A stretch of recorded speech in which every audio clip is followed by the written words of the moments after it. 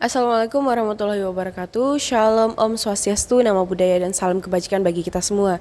Perkenalkan, kami dari kelompok 3 akan menjelaskan pengertian sejarah, lalu ada tugas dan wewenang dari KPK, beserta dengan kesimpulan dari kelompok kami bahwasanya KPK, menurut kami, apakah KPK perlu dibubarkan atau tidak. Namun sebelum memulai, izinkan kami untuk memperkenalkan diri terlebih dahulu. Perkenalkan, nama saya Kiana Respati Putra dengan NIM 13123061. Perkenalkan, nama saya Muhammad Ardo Firmansyah dengan NIM 13123000026. Perkenalkan, nama saya Anastasia Tiffany Situngkir dengan NIM 13123000066. Perkenalkan, nama saya Gaitsa Zahira dengan NIM 13123000065.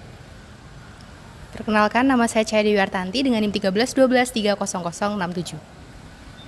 Dan saya Johannes Budi Chandra dengan NIM 131230007. Halo, nama saya Gaitsa Zahira dengan NIM 131230065. KPK adalah singkatan dari Komisi Pemberantasan Korupsi, sebuah lembaga negara di Indonesia yang memiliki tugas dan wewenang untuk melakukan pemberantasan korupsi secara profesional, intensif, dan berkesinambungan.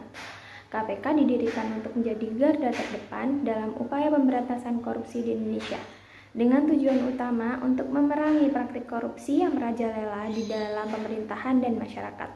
Sejak didirikan berdasarkan Undang-Undang Nomor 30 Tahun 2002 yang kemudian direvisi menjadi Undang-Undang Nomor 19 Tahun 2019, KPK telah memegang peran penting dalam upaya pemberantasan korupsi di Indonesia.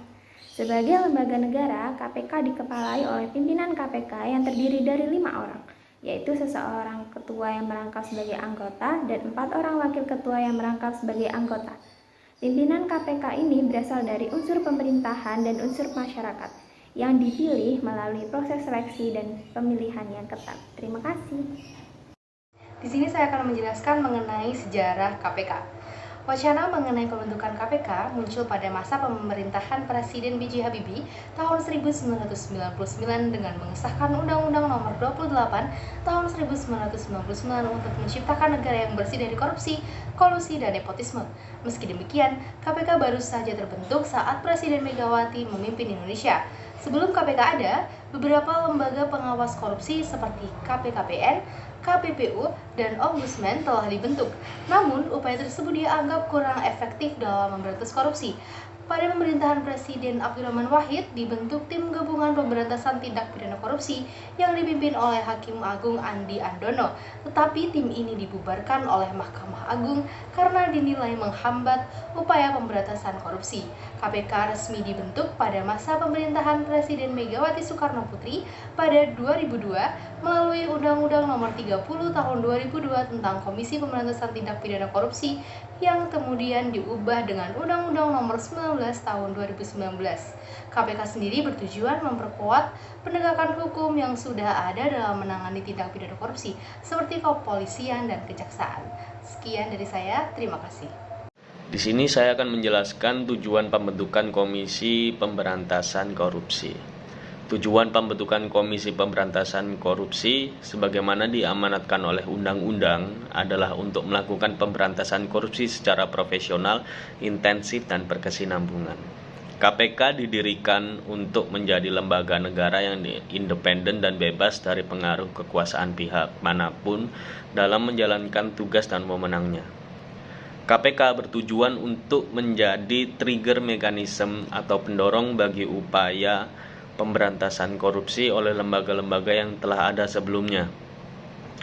Ini berarti bahwa KPK tidak dimaksudkan untuk mengambil alih tugas pemberantasan korupsi dari lembaga-lembaga lain, tetapi untuk memberikan stimulus agar upaya mereka menjadi lebih efektif dan efisien. Dan berikut saya akan menyebutkan beberapa tujuan pembentukan KPK. Yang pertama, adanya tujuan untuk melakukan pemberantasan korupsi. Kedua, melakukan penyelidikan dan penyidikan untuk kasus korupsi. Ketiga, pencegahan kasus korupsi akan terjadi. Keempat, penguatan sistem hukum pada negara kita. Dan yang kelima, untuk menciptakan adanya kerjasama internasional.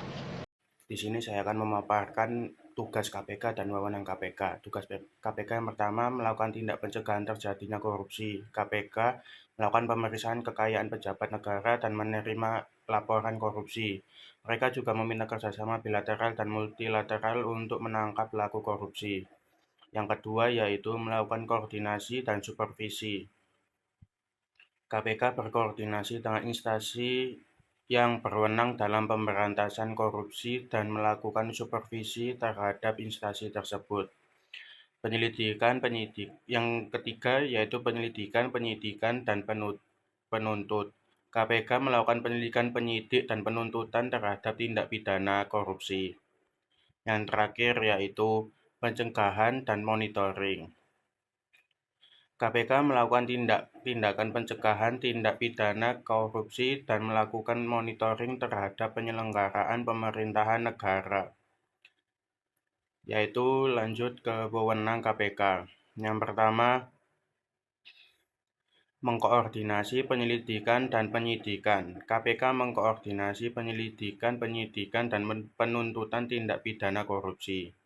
Yang kedua, menetapkan sistem pelaporan. KPK menetapkan sistem pelaporan dalam kegiatan pemberantasan korupsi.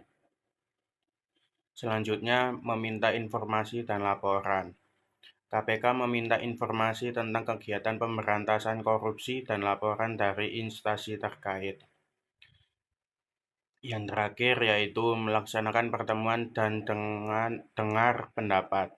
KPK melaksanakan pertemuan atau dengar pendapat dengan instansi yang berwenang dalam pemberantasan korupsi.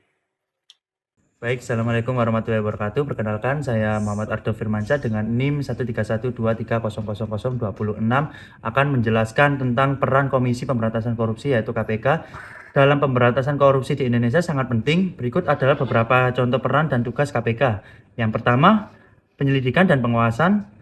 Lalu yang kedua, menetapkan hakim dan memberi putusan pidana. Ketiga, koordinasi dengan lembaga lain. Keempat, pendidikan dan kampanye. Lalu yang terakhir ada penegakan hukum. Sudah, itu saja yang saya bisa jelaskan. Sekian, terima kasih. Setelah mendengarkan beberapa penjelasan sebelumnya mengenai pengertian, sejarah, dan tugas serta wewenang dari KPK, kami setuju apabila KPK tidak dibubarkan melainkan diperkuat wewenangnya dalam mengatasi permasalahan korupsi di Indonesia.